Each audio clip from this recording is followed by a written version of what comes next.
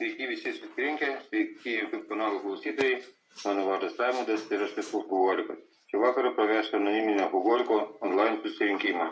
Šis susirinkimas yra atviras ir jame dalyvauti gali visi.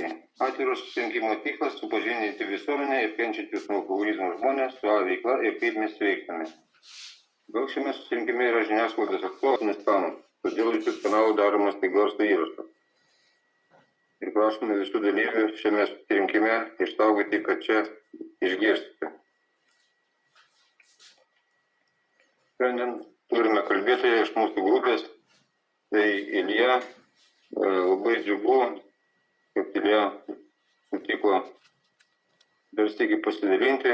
Mūsų grupėje, Ilja atėjimas į grupę davė daug labai to šviežumo ir Ilja darė veiksmą iš tikrųjų ir tai grupiai tas jautėsi ir į tarnystę įsitraukė, iš tikrųjų jaučiasi jo atėjimas grupiai toks, šviesiau truputį. Tai tada mes Ilja dalinsis tema, ko gero, Ilja pats tada pasakys, žodis tau, Ilja. Sveiki visi susirinkimo dalyviai, sveiki visi YouTube klausytojai. Mano vardas Ilja, aš esu alkoholikas. Ačiū labai Raimiu už tokį pristatymą gražų. Taip pat ačiū labai už kvietimą pasidalinti. Jau čia mano trečias pasidalinimas grupėje ir tie, kas klausė mano pirmos du, tai čia gausis kaip pratęsimas. Aš nepasakosiu iš naujo, kaip aš ten gėriau, kaip aš pradėjau sveikti. Tema šiandien yra, kaip aš gyvenu su 12 žingsnių programa. Tai iš esmės tema yra jau apie tai, kaip tas žmogus, kuris suglobėjo praėjęs programą, tai konkrečiai aš kalbėsiu apie save, jau gyvena su tą programą. Ir atsakysiu į tokius keletą klausimų, kurie gali būti aktualūs visiems. O naujokams toks aktualus klausimas, ko galima tikėtis praėjus 12 žingsnių programos su globėju. Nes aš kai irgi atėjau, tai man buvo labai įdomu, kas toliau. Gerai, aš praeisiu programą su globėju, tai kaip toliau aš gyvensiu. Antras klausimas, kokios yra dvasinės nuostatos, pagal kurias aš gyvenu, nes šnekama dvasinės nuostatos, o tai kokios jos? Šiandien aš pabandysiu sukonkretinti. Ir trečias klausimas, toks labai nesmagus, kaip taip įvyko, kad aš praėjau programą, suglobėjau ir man įvyko atkritis. Tai ką aš tokio negero dariau, išnagrinėsim tai ir atitinkamai, ko nereikėjo man daryti irgi, iš tos patirties tapo aišku. Ir iš tikrųjų, praėjus programą, man buvo pasirinkimas, kokiu keliu eiti. Buvo du keliai. Pirmas kelias yra, paprastai tariant, nesikeitimas arba dalinis keitimas. Ta prasme, kad aš lieku su savo dvasiniam nuostatam, skaitosi, kad praėjau programą, bet aš taikau dalinės priemonės. Kažko taikau, kažko netaikau pagal programą. Antras tai kelias, apie kurį vėliau kalbėsiu, tai būtent gyvenimas pagal programą. Bet dabar pradėsiu nuo to pirmo kelio. Tai kaip jis buvo pasiūlytas, nes su įvairiais nariais bendravau, teko matyti įvairius pavyzdžius ir įvairius, kaip sakant, man pamokymus. Tai kas būdinga pirmam keliui, pagal su daliniam priemonėm. Tai aš gyvenu kaip seniau. Mano atveju tai ten, būnu nesąžiningas, kažkur sąžiningas, kažkur nesąžiningas. Nemoku mokesčių, kaip sakant, vagiu iš valstybės.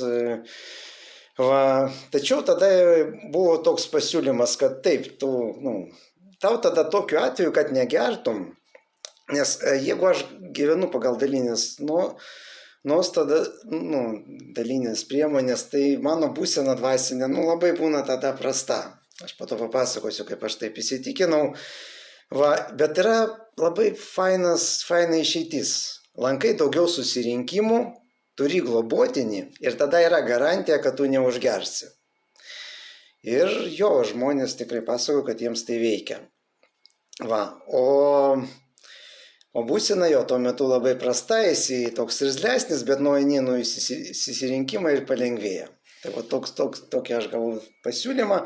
Ir tada klausimas, tai kaip čia aš atsiradau šitam kelyje.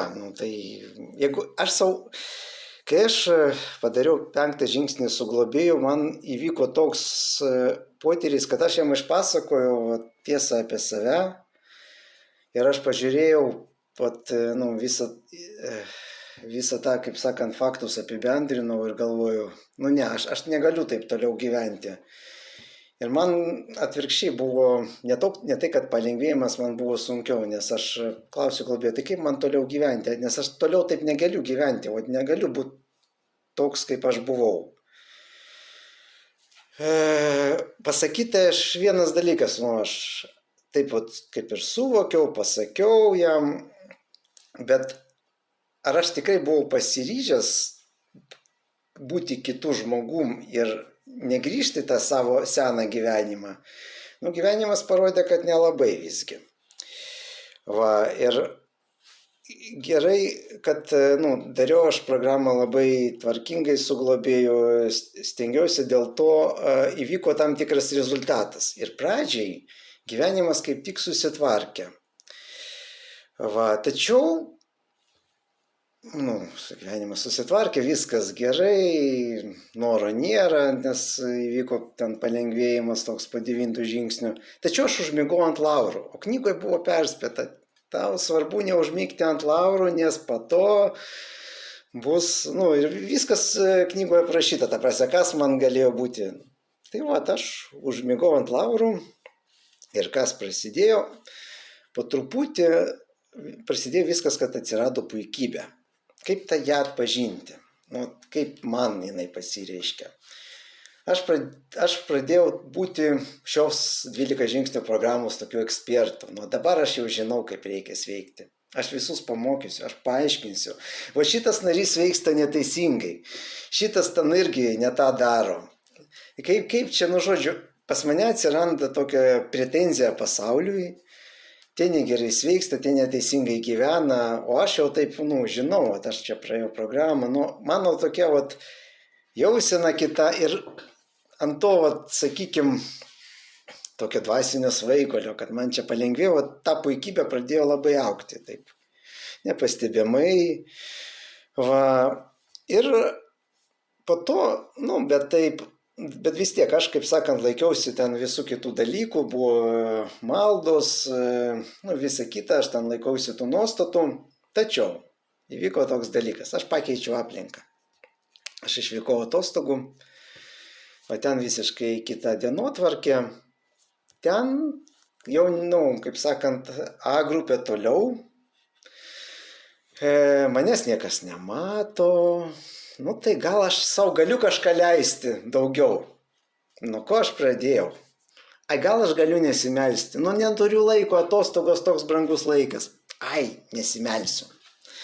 Pradėjau praleidinėti maldą, o po to ištisai nesimelsti. Tada pradėjo ta puikybė dar labiau augti, pūstis, nes maldoj ten labai daug tų dalykų, aš ten labai prašiau tą Dievo gražinti mane, kad aš vykdyčiau jo valią, eiti jo keliu. Ta prasme, tam tikrų dalykų aš įvardinu maldoje, man yra būtini, man kaip degonys, kaip sakant, kaip gyvenimo šaltinis. O čia aš be maldos lieku, tada aš dar labiau pradedu kitų vertinti, tada ten atostogos, taigi reikia laiką savo skirti, taigi čia viskas apie mane, ten toks savanaudiškumas augo tiesiog kaip ant mėlių, žodžiu. Aš žinoma, atostogas, kiek aš niekam praktiškai ten netarnauju, aš dėl nieko nesirūpinu, viskas aplinkui mane. Tai, žodžiu, o būsena atrodo atostogos, viskas turi tik tvarkytis, bet būsena tų atostogų metu iš tikrųjų labai blogėjo. Va, nes aš, kur ten buvo mano dvasingumas, tai tikrai matom iš to, ką pasakoju, ten dvasingumo nelieka. Dar plus, aš atvykstu į viešbutį ir nusprendžiu, kad būtų gerai pradėti nešti maistą iš valgyklos. Žodžiu, aš pradedu vogti, kas yra nepriimtina, kaip sakant, pagal mūsų programą. Ir tada jau būsena mano labai stipriai blogėja ir praktiškai per 5 dienas nuo to vagimo pradžios pas mane įvyksta atkritis. Toks fiasko. Tai ko nereikia daryti, tai nereikia grįžti prie puikybės, nereikia grįžti prie senų savo kažkokio elgesio modelių ir prašom rezultatas. Iš tikrųjų, o būsena tai tokia įtempta, kad jau viskas, atrodė, kad niekas negali išgelbėti ir nors atrodo praėjo labai mažai laiko nuo to, kad aš ten pradėjau nesilaikyti programos, bet vis tiek man jis įvyko. Ta prasme, aš negaliu jo išvengti, jeigu aš nesilaikau programą. Arba aš laikausi jos, arba aš atkrentu ir gan greitai, ten realiai. Dienų klausimas iš tikrųjų. Tai tada, bet visgi tas atkritis dabar aš ruošdamas spikerinį pagalvoju, iš tikrųjų tai yra kaip Dievo tokia dovana, nes realiai iš jo galima pasimokyti, iš jo galima papasakoti tiesiai šviesiai jums, būsimiems globotiniams, ką aš blogai dariau ir, gal to neverta iš tikrųjų daryti. Ir tada jau aš atsiradau antram kelyje, nes kas įvyko po atkryčio? Po atkryčio įvyko, kad aš padariau pirmo žingsnio antrą dalį. Aš supratau, kad mano gyvenimas tapo nevaldomas. Ką tai reiškia? Tai reiškia, kad mano visi principai, mano dvasinės nuostatos, mano elgesio modeliai, viskas tai neveikia. Tai mane privedė prie gėrimo. Žinoma, aš analizavau, suglobėjau visą situaciją. Mes labai ilgai kalbėjom, mes praanalizavom ir pasirodo, kad tai yra tas fiasko, kad aš negaliu. Aš pirmą kartą taip normaliai pralaimėjau prieš savo alkoholizmą, ne prieš, sakykime, alkoholį, būtent prieš tą savo lygą, kuriem būdingi šitie simptomai, apie kuriuos aš papasakojau. Ir šitas dalykas padėjo priimti programą. Kad aš priimu besąlygiškai šitą programą, tai ką jinai siūlo ir darau viską, arba, bus vėl tuo atkryčiu. Tai tikrai faktas, įsitikinau. Ir aš vėl prisiminiau tą 5. žingsnį, kaip aš dariau, kaip aš jaučiausi, ką aš jums papasakoju, kad aš taip toliau gyventi negaliu. Ir aš po to tikrai prajutau tai, kad aš taip toliau gyventi negaliu. Viskas. Aš turiu elgtis kitaip. Tai yra toks didžiulis lūžis, kuris įvyko manyje. Man uždavė anksčiau klausimą, tau gal reikėjo programą kartoti? Ne, iš tikrųjų nereikėjo, nes labai viską darydamas su globėjo programą dariau kruopščiai, dariau maksimaliai sąžiningai, dėl to užteko su globėjo aptarti klaidą, kas įvyko ne taip. Ir toliau judėti toliau, kaip sakant. Tai būtent dėl to, kad buvo geras pagrindas, tai galima buvo judėti toliau ir nekartot programą iš naujo, nes jeigu būtų kažkas dar iš tų žingsnių ne taip padaryta, tai taip, reikėtų žinoma kartot, bet viskas ok, su globėju sutarėm, kad galima judėti toliau. Tai kaip tada tas vyksta, kas vyko toliau? Žinoma, aš pastoviai turiu ir grįžtu prie 6 ir 7 žingsnių. Kas yra faina ir su globėju aš dar klausiu, o jeigu aš kažkokį žingsnį atliksiu, blogai, nepakankamai, netinkamai. Globėjas sako, tu nepergyvenk, tu galėsi grįžti prie žingsnių vėl, prie tam tikrų žingsnių vėl. Tau nereikia kartot programos, tu tiesiog grįžti prie tam tikrų žingsnių vėl ir įkartoji.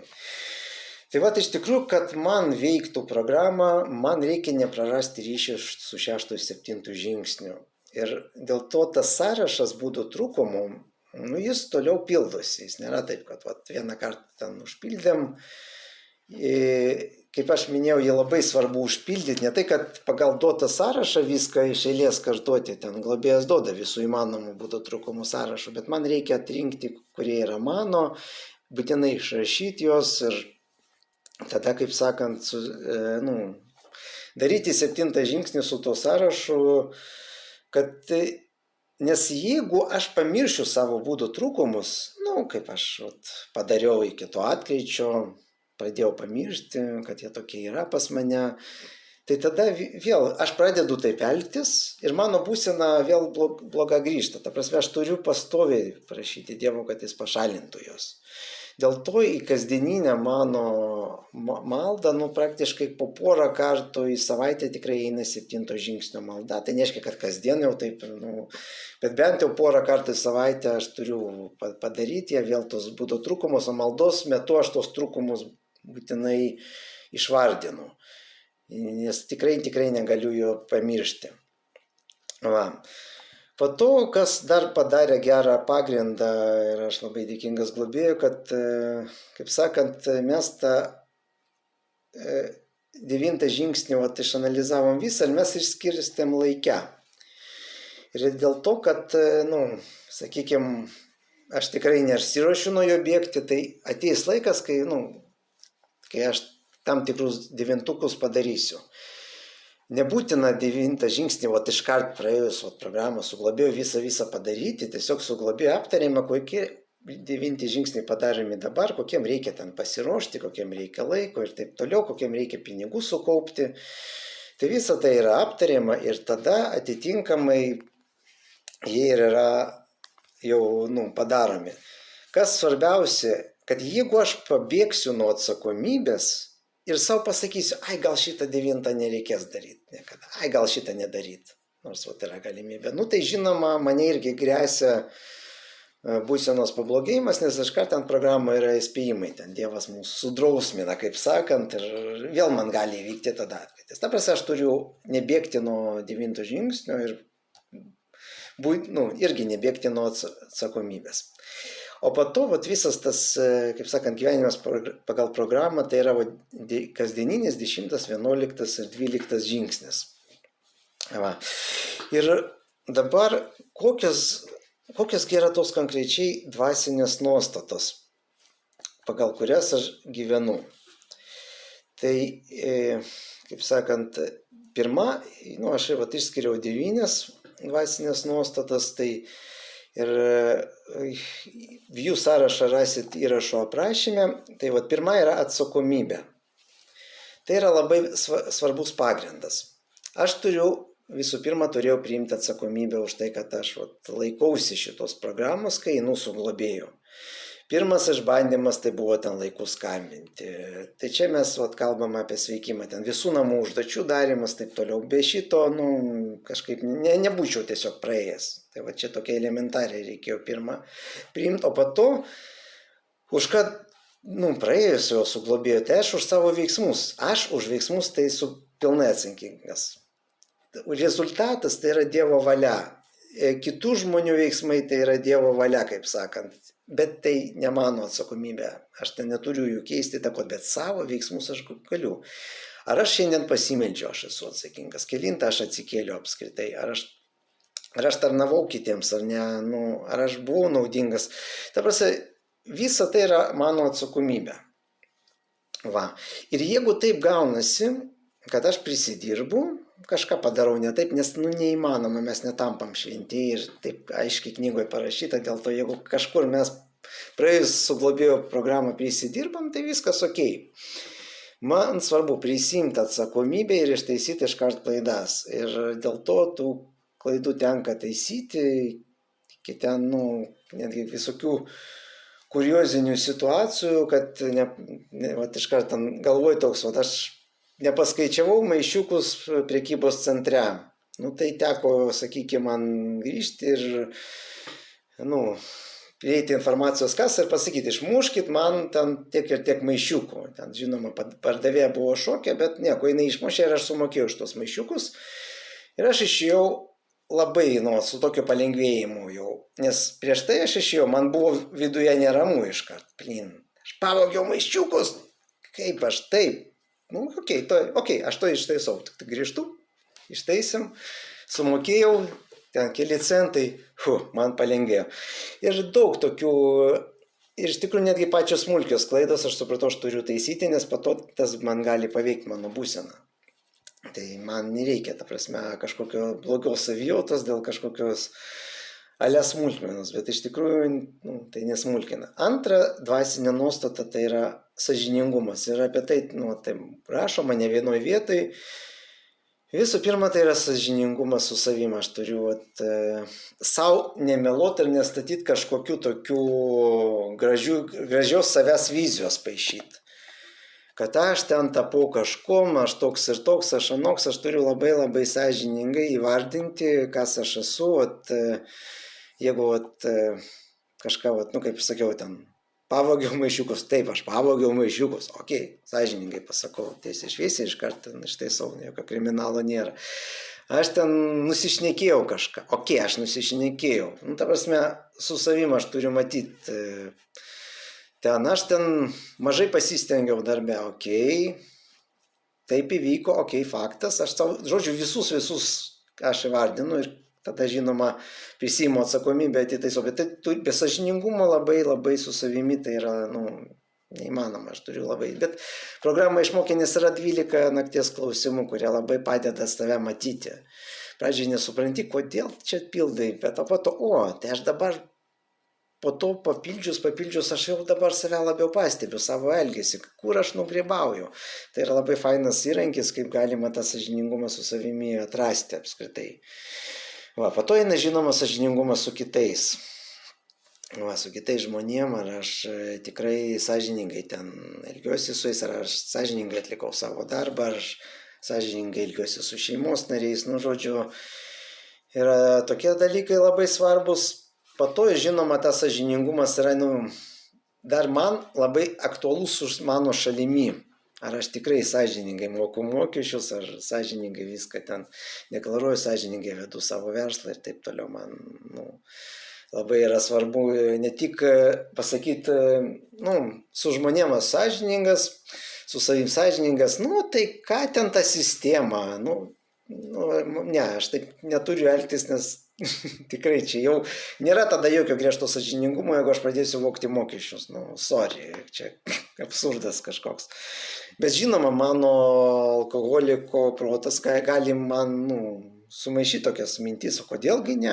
Ašgi sąžiningas su žmonėm, tai gal man galima su valstybė būti nesąžiningu. Bet žinoma, tai yra tas griežtas sąžiningumas, kad aš su visais turiu būti sąžiningas. Noriu, nenoriu, niekas neklausia. Trečia dvasinė nuostata yra nuolatinis tarnavimas kitiems. Ir ten pas mus parašyta ties 11 žingsnių, kad dabar tavo tikslas yra tarnauti kitiems.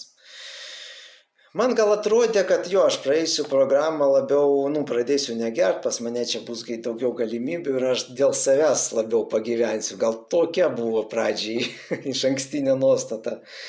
Bet ne, iš tikrųjų tas nuolatinis tarnavimas kitiems tai yra kažko darimas dėl kitų, labiau negu dėl savęs. Ta prasme, daug didesnį, kažkiek dienos metu aš turiu tikrai skirti laiką kitų žmonių poreikiams ir reikmėms, o ne savo.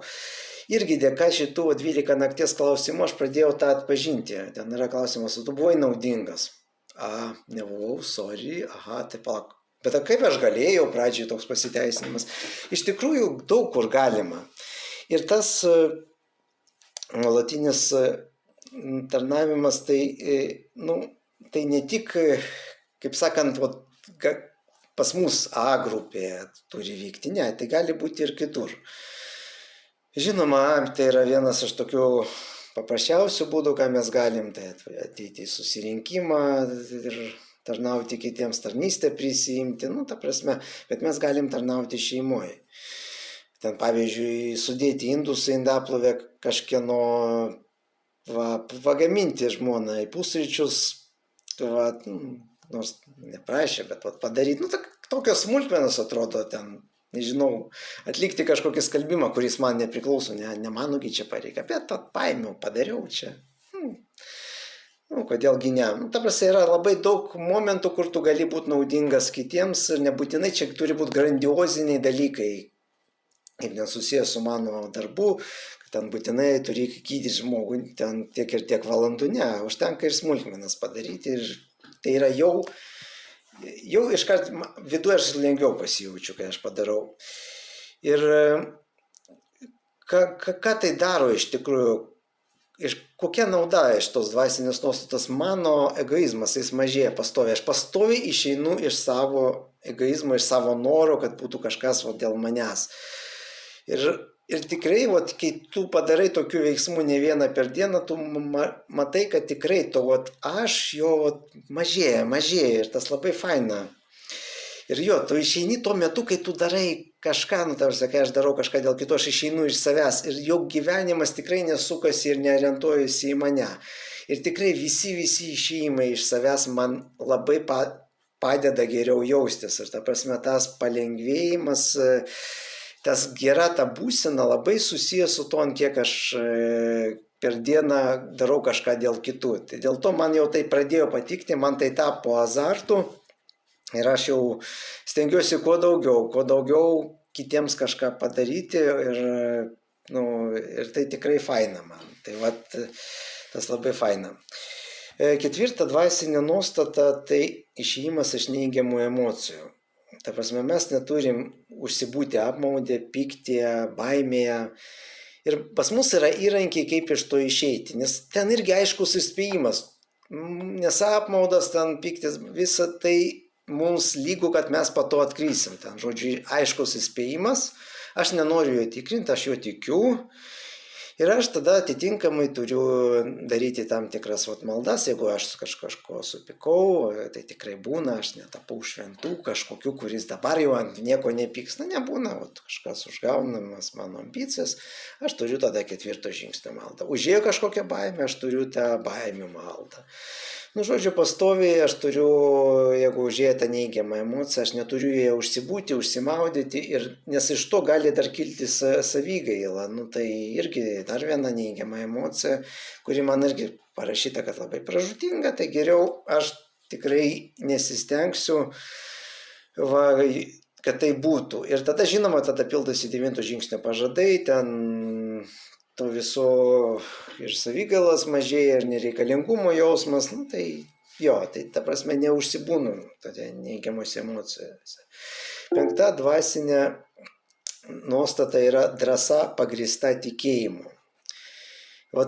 Kas čia tokio, aš skaičiau knygoj, ta prasme, mes jeigu pasitikim Dievu, tai dėl to mums mažiau tos baimės, nes realiai tai yra, mes prašom Dievo, kad jis pašalintų tą baimę, bet mes ir tada tikim jo, kad jeigu kažkas įvyks, tokia yra jo valia ir kad viskas su to tvarkoj. Tai tai yra jo pasitikėjimas Dievu, tada man mažina atitinkamai tą baimę, bet tai tikrai negalima sakyti, kad tas pasitikėjimas jau tokio aukšto, tokio lygio, kad visiškai toks gyvenimas nulinės baimės, ne. Bet palyginti su to, kas buvo iki programos, ta baimė kelis kartus jau yra sumažėjusi, bet jinai gali dar mažėti, tai viskas dar ok, kaip sakant, tą pasitikėjimą Dievu aš turiu pastoviai dar lavinti, bet tam yra ir 11 žingsnis, mes po truputį lavinam tą ryšį su Dievu, tai viskas tvarkoj, kad dabar dar jo nėra ten. Kai bus kokie 10 blaivybės metai, aš manau, kad jau bus kitaip ten ta jausena. Man svarbu tiesiog toliau lavinti, toliau kreiptis į Dievą ir viskas bus ok. Bet aš vis tiek jaučiu dabar kasdien, kad jis yra su manimi, jis man kaip už nugaros stovis, mano kaip asmens sargybinis, tai tikrai tas yra ta drąsa viena iš to. Ne drąsa iš to, kad aš kažkoks nustabus. Oi ne, drąsa būtent yra iš to, kad Dievas manim rūpinasi. Toks yra jausmas labai galingas. 6 dvasinė nuostata, tai santykiuose su kitais žmonės, kitų žmonių poreikius statyti virš savo. Ten labai buvo parašyta knygoje, kad egoizmas yra mano visų problemų priežastis. Ir tikrai, jeigu viskas sukasi aplink mane, tai tikrai kiti kenčia, nu ir man nuo to nelengviau. Iš tikrųjų, jo teko šitą dalyką tiesiog priimti tą faktą, kad jo, dabar, va, jeigu aš gyvenu šeimoje, tai aš turiu žiūrėti, kaip kitiems šeimos nariams su manim. Kokie jų poreikiai, apskritai kilo toks klausimas. Anksčiau buvo mano poreikiai svarbu, va, turi būti pagal mane tas padarytas. Va, aš ten turiu būti pavalgęs, turi būti seksas, kada aš noriu ir taip toliau. Dabar jau yra kitaip. O kaip nori mano žmona, kokie jos yra poreikiai. Ir taip, aš pats save net pažįstu, kad aš pradedu atsižvelgti į ją ir kažką daryti ne tik, kad ne vien tik aplink mane viskas sukasi, nes mano egoizmas buvo labai didžiulis ir viskas tikrai turėjo suktis aplink mane. Dabar matau, kad tai yra kitaip ir, bet čia vėlgi, čia programa ir Dievo yra nuopelnas, tai nėra mano kažkoks nuopelnas, tai tiesiog kažkaip man Dievas padeda su to tvarkytis. Va, 7 dvasinė nuostata yra pripažinimas Dievo aukščiau manęs. Tai yra tarnavimas iš tikrųjų jam. Čia buvo sunku šitą priimti, nes aš pačioj pradžiai netgi klausiau visų narių, kaip jums čia taip pavyko priimti Dievą. Aš turėjau omenyje priimti Dievą, kad priimti tai, kad Dievas aukščiau už jūs, o ne jūs patys gyvenime svarbiausi žmonės ir jūs viską valdot. Nes realiai taip yra visur, tiesiog turi priimti, kad Dievas yra aukščiau, yra jo valia ir aš tarnauju jam ir aš vykdau jo valią. Va, tai tokia yra ta nuostata ir po to dar yra labai 8 nuostata būtų siekimybė pažinti jo valią. Vat pažinti valią mums stiprybėse vykdyti. Vat tas net įvardinta 11 žingsnė. Tai yra konkrečiai aiškiai pažinti jo valią. Nesikliauti savo mąstymu, savo išprotavimu, savo aukštaisiais išsilavinimais mano atveju. O žiūrėti, kokia yra Dievo valia. Nes aš savo gyvenimą jau esu įsivaizdavęs, anksčiau kaip kas turi vykti, o pasirodo ne. Jo valia yra kita, bet kai aš padariau šitą 1 žingsnio 2 dalį ir aš jau supratau, kad gyvenimas nevyksta pagal mano valią, kad yra jo valia ir aš turiu ją pažinti, tai tada aš ieškau, kiekgi jo valia.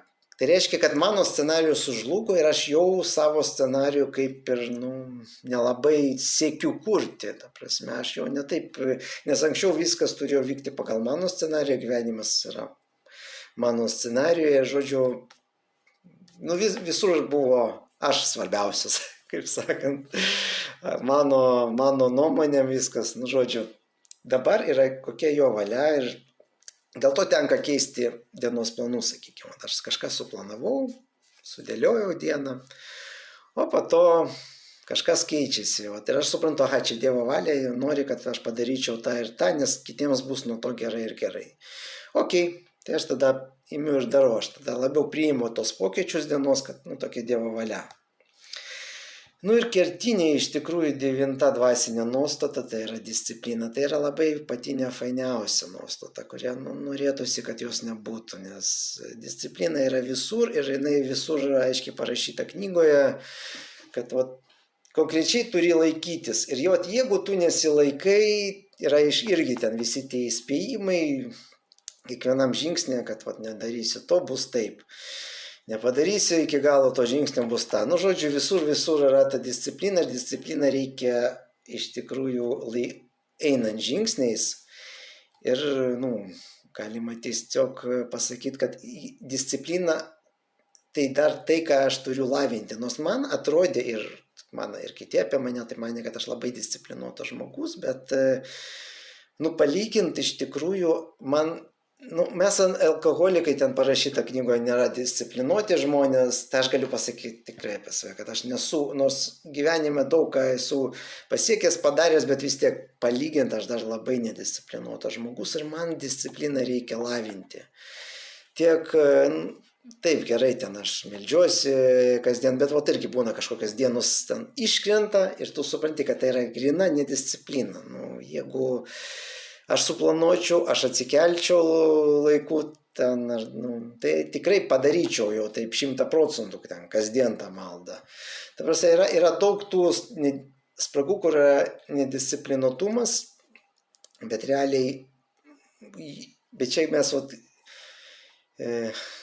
kaip sakant, lavėjame, augame po truputį ir tas labai gerai, kad aš tą suvokiu, aš turiu savo tai kartoti, aš turiu, kaip sakant, prie būdų trūkumų tą turėti omeny ir prašyti tos disciplinos, nes kitaip aš labai stipriai grybausiu arba iš vis galiu nueiti nuo programos, arba kažką dalinai. Ta prasme, man disciplina kiekvienam žingsnė yra reikalinga, kiekvienoje akimirkoje.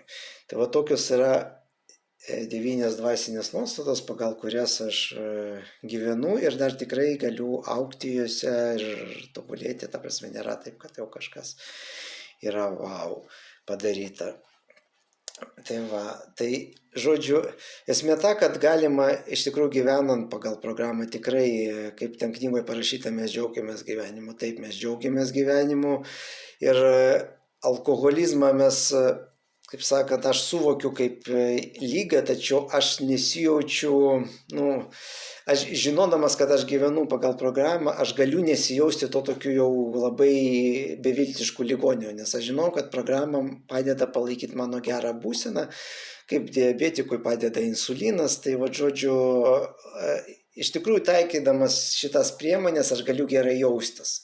Ir tai yra tikrai legalu ir taip knygoje parašyta, kad mums priklauso gerai jaustis, jeigu mes gyvenam. Ta prasme, čia nėra kažkokios kalties, kad čia negali būti, čia turi kentėti, turi jaustis ten kažkokių ligonių visą laiką dvasinių. Ne, viskas okei. Aš grįžau į sociumą, aš gyvenu sociume, labai daug kas gyvenime pagerėjo, ir verslo reikalai, ir šeimos reikalai, tai iš tikrųjų. Bet, tai nėra mano nuopelnas, vėlgi yra programa, yra jos taikymas, yra atitinkamas rezultatas. Tai ačiū labai, kad išklausėte ir paliksiu laiko jūsų klausimams ir bus tikrai malonu atsakyti į juos. Tai dėkui labai, pakeistam pasidalinimą ir kaip šiai dienai tavo programa jo, kaip gyveni, labai dėkui. Tai turim per gražaus laiko, prašau klauskime. Atsakysim klausimus.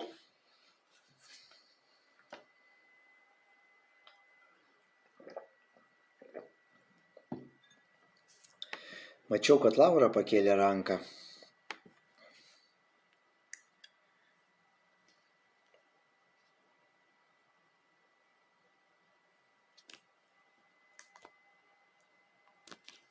Sveikas, alkoholikas. Tai norėjau tiesiog padėkoti tau už tavo pasidalinimą, labai patiko. Dėkui tau. Tiek ir norėjau pasakyti. Ačiū labai, Haroldė, labai smagu. Šaunuolis.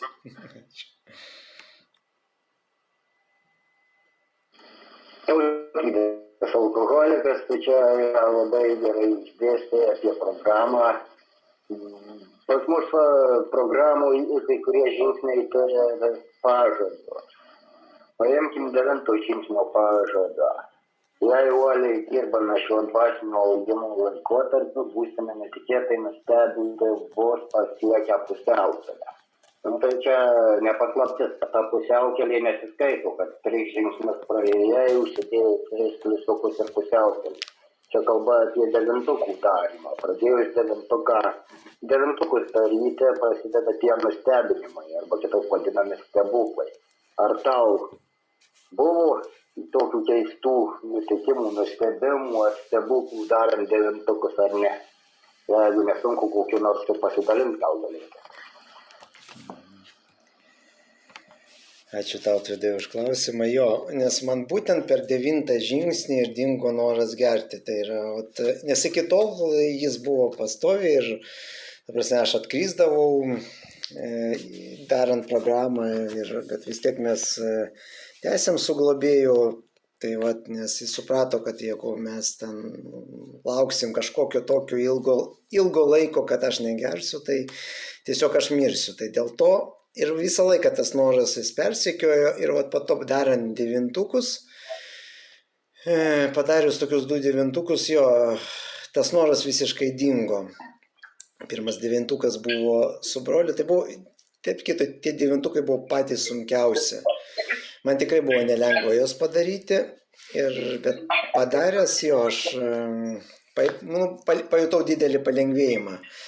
Ten su broliu, kai dariau, aš prisimėjau atsakomybę, kad aš ten jo daiktą išmečiau ir kad tai, buvau pasiruošęs netgi atlyginti žalą, bet, jis ten, žodžiu, vėlgi, norėjo tokio atlyginimo, kad, 5-ženklės sumas, kurio tas daiktas nėra vertas, tai, žinoma, su globėju pasitarėm ir nusprendėm, kad ne, čia aš negaliu, aš turiu teisę nepriimti tokios sąlygos, tokio atlyginimo, nes, tai buvo moralinė jam žala nuo to daikto sunaikinimo, bet jo, vis tiek ne 10 ar kiek ten, ne 15 000 eurų jis kainuoja, kad reikia taip atlyginti. Tai va. Bet vis tiek aš padariau, aš priėmiau atsakomybę, man tada palengvėjau, po to, kai aš buvusiai darbuotojai atlyginau tai, ką aš jai nesumokėjau, priedo prie algos, tai irgi man buvo palengvėjimas. Ir apskritai buvo faina, kad jinai leido padaryti tą ir aš tai padariau ir, žodžiu, po tų 2 sunkiausių devintukų tikrai tas noras gerti buvo ilgam dingęs ir jis buvo negrįžęs visus tos praktiškai 7 mėnesius iki tol, kol aš nenuėjau nuo programos. Va. Tai tikrai taip pildosi tie pažadai, bet ir pildosi ne tik darant devintukus, jau po to, skaitant kiekvieną susirinkimo pažadus ir matai, kad tas išsipildė, tai kai kažkas jau vėliau išsipildo, bet tikrai išsipildo, tas faina. Jo, tai ir tų žmonių tikrai aš kitaip į žmonės reaguoju ir nebijau ir to ekonominio nesaugumo jau netai baisu, tai žodžiu, jo, ten tikrai daug kas išsipildė. Tai jau ačiū. Tiesa, ar atsakiau, aš į klausimą gal nepilnai atsakiau.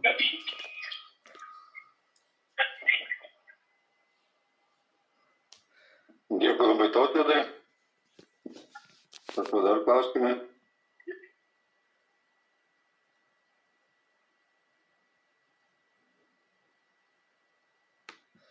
Haroldas turbūt kažką nori paklausti, mikrofonas įjungtas, matau.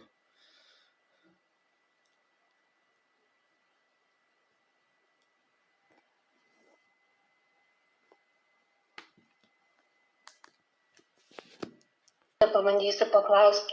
Ačiū labai, Ilja, už pasidalinimą. Tikrai labai patiko. Ir prie nuostatų pasakėjai, kad apie pažinti jo valią mums.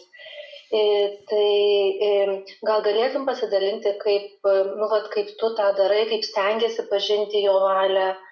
Tiesiog gal kokių asmeniškų pavyzdžių. Ačiū, Jurgita, už klausimą. Man, kaip alkoholikui, labai būdinga savivalė. Kaip sakant, beribės tas savivalės pavyzdys. Ir, sakykime, mano ten kažkoks pacientas, sakykime, išsibraukė iš grafiko. Aš galiu čia... Aš priimu kaip čia tokia Dievo valia, šiandien ten mažiau dirbsiu, gerai. Ką aš tada, gal jo valia, kad aš kažką daugiau padaryčiau. Tada ir vyksta tokie klausimai, pavyzdžiui, šitas planas, bet koks planas ar darbo, ar koks nesigavo, ką aš tada galiu padaryti tokio, gal Dievas nori, kad aš kažką per tą laiką padaryčiau. Ta prasme, ir tiesa, dar galima pažinti jo valią per kitus žmonės, per to, ką jie sako, sakykime, jeigu ten dalinasi žmona, kad nori, kad aš ten kažką padėčiau, tą ir tą. Reiškia tokia Dievo valia, ta prasme, čia, nes aš nesitikėjau, kad aš čia dabar padėsiu jai, kad aš kažką darysiu, aš tikėjausi, kad mano bus kitokia dienotvarkė, bet aš matau, čia yra svarbu kitam žmogui. Kažkas, tai reiškia, čia tokia Dievo valia. Ta prasme, daug kur į vieną verslo klubą gavau kvietimą įstoti ir, aš būčiau gal seniau kiek priešinės, bet dabar supratau, tai yra Dievo valia. Aš turiu tada, reiškia, mane kviečia į tą klubą, aš turiu jį įstoti, nes taip reiškia turi būti. reiškia, toks yra, ir aš įstoju ir viskas gerai. Dabar yra gyvenimas kažką įmeta kažkokius iššūkius, sakykime, nusimatė ten sesers vestuvės ir aš neplanavau, kad aš kažkur keliausiu, bet, reiškia, tokia Dievo valia, aš turiu keliauti, viskas, aš priėmiau ir ten viską suorganizavom kelionę ir keliausim. Ta prasme, tokie dalykai, tai yra tai, kad ko nesitikiu aš ir aš turiu tai priimti. Nesipriešinti, nes man norisi priešintis kaip alkoholikui ir savaip kažkaip padaryti, tai aš turiu šioje vietoje tiesiog priimti kažkokios dalykus gyvenimu. Ar atsakiau klausimą? Atsakai, labai ačiū. Tikrai labai ačiū. Dėkui, Jurgitai. Dar klausimą.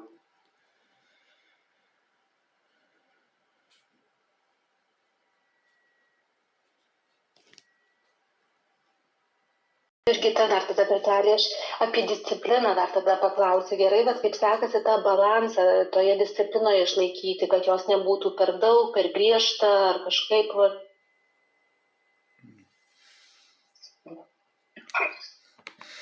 Ačiū už klausimą, Jurgita. Man atrodo, man kaip alkoholikui disciplinos nebus per daug. Nors aš galvoju, kad pas mane jos ten daug ir visą kitą.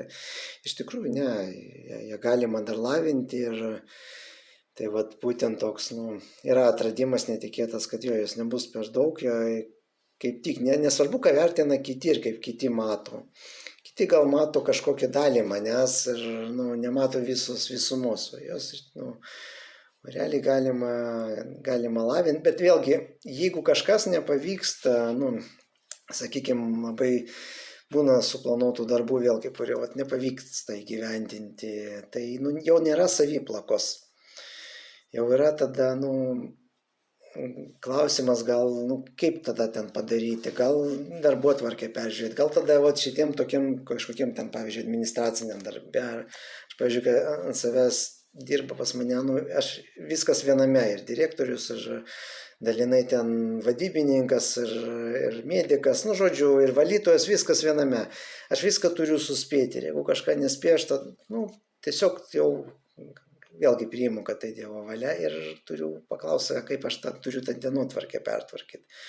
Pavyzdžiui, padaryti kažkokios tokias pagrindinio darbo laisvas savaitės, kad aš galėčiau savo buhalteriją susitvarkyti. Aš jau priėmiau tokius sprendimus ir padarysiu ir viskas bus gerai. Ta prasme, jeigu aš užkeliu per didelius reikalavimus savo ir po to aš atsiduriu ant sudegimų ribos, kurie man yra visiškai neleistina pagal programą, aš neturiu būti ten išvargęs labai, nes tikrai jeigu aš išvargęs, tai yra didelė tikimybė, kad iš nieko man gali galva susisukti ir aš galiu ten užgerti. Ten tokios būsenos pavojingos, ten kažkoks pervargimas. Yra jau man aiškiai išdėstytų pavyzdžių, kad ten kažkas pasinėrė į darbus ir po to užgėrė. Tai aš, kaip sakant, visų pirma, aš turiu visada likti programų ir su programa tai non-stop. O jeigu aš jau per daug apsiėmiau darbų, tai turiu tiesiog pagalvoti apie tokius laisvas savaitės, kur aš skirsiu administraciniam darbui ir nedirbsiu su pacientais visiškai. Ir tas tikrai jau viena tokia savaitė turėjau, labai pasiteisino ir aš grįžau pas pacientus kitom jėgom. Tai tikrai aš tokius darysiu daugiau. Taip aš uždirbsiu mažiau pinigų, bet aš būsiu naudingesnis galbūt netgi pacientams, kad aš skyriau ten savo administraciniam darbam atskirą laiką ten ir, žodžiu, nesidraskiau į gabalus, nes ir taip kartais iki 12 valandų per dieną tenka dirbti. Tai ar atsakiau? Taip, ačiū. Dėkui dar kartą, Jurgitai. Dar turim laiko klausimų.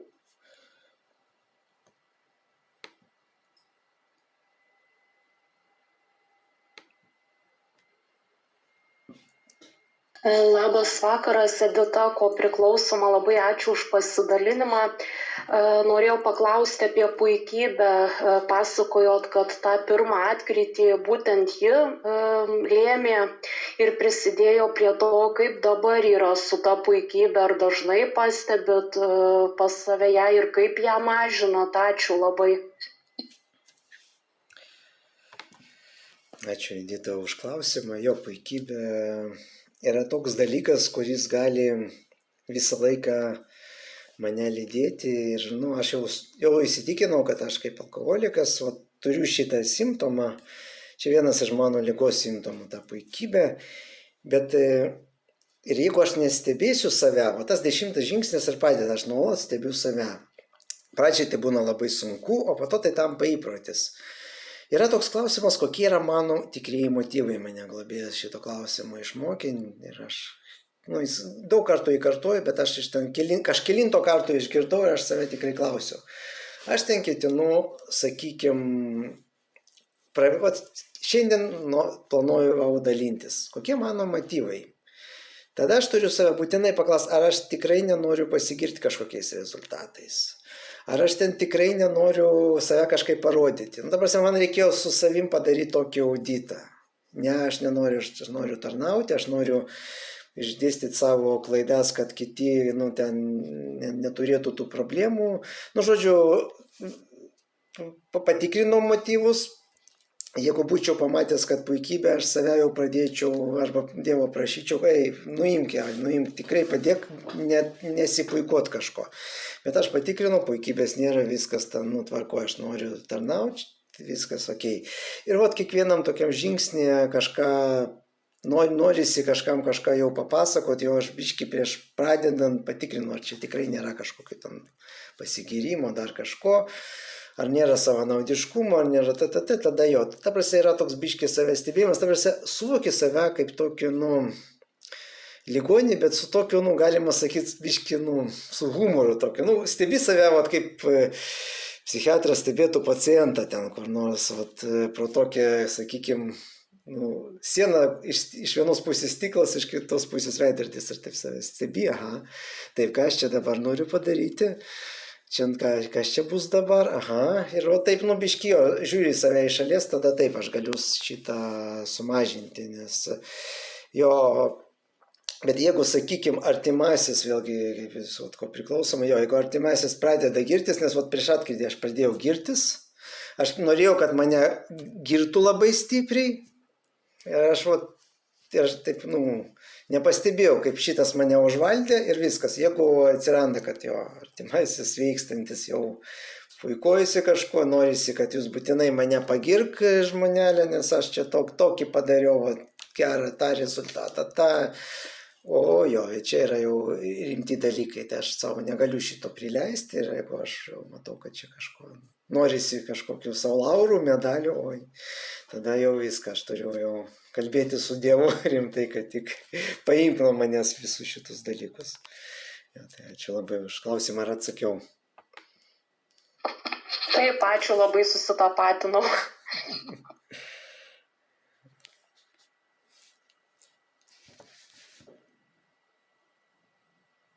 Labas vakaras. Labas vakaras. Raimi, mikrofonas išjungtas, nesigirdi. Dar turim kelias minutės, prašau, paklauskime dar.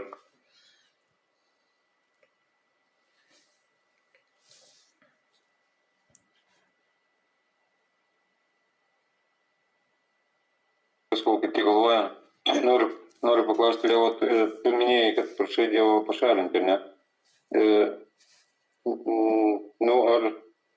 Kaip tas prašymas yra, nes Dievas juk mato, kai kurie, ne viską pašalinti, kaip pasakyti, gali, nes kažkas tai vis tiek dar yra naudinga, tai kaip tu matai, kurie trūkdo, tą, sakykime, situaciją vardinį, kad šitas tikrai trūkdo tavo gyventi, ar kažkaip kitaip, tu, klausi Dievo. Ačiū Raimi už klausimą. Būtų trūkumas, aš tiesiog vardinu ir jis, pavyzdžiui, čia jau jis rinksis, ką pašalint, ko nepašalint, gal kažką aš tikrai manau, kad tai man yra blogai, kad tai būtų trūkumas, o gal tai nebūtų trūkumas. Tai čia jau, kaip sakant, dėl to ir paliekama Dievo valiai, ką jis pašalins, ko nepašalins, bet yra tam tikri dalykai, kurie apibriežti mūsų knygoje, kad jie yra būtų trūkumai, kurias būtina pašalinti.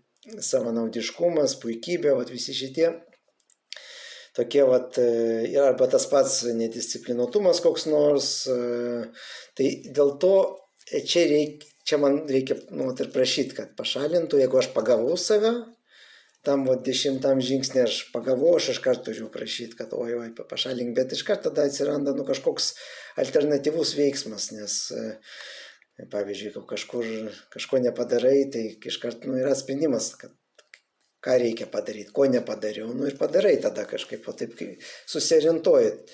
Toks po truputį gimsta toks vidinis gyvenimo barometras, kokiu keliu judėti, tokia jau kryptis atsiranda.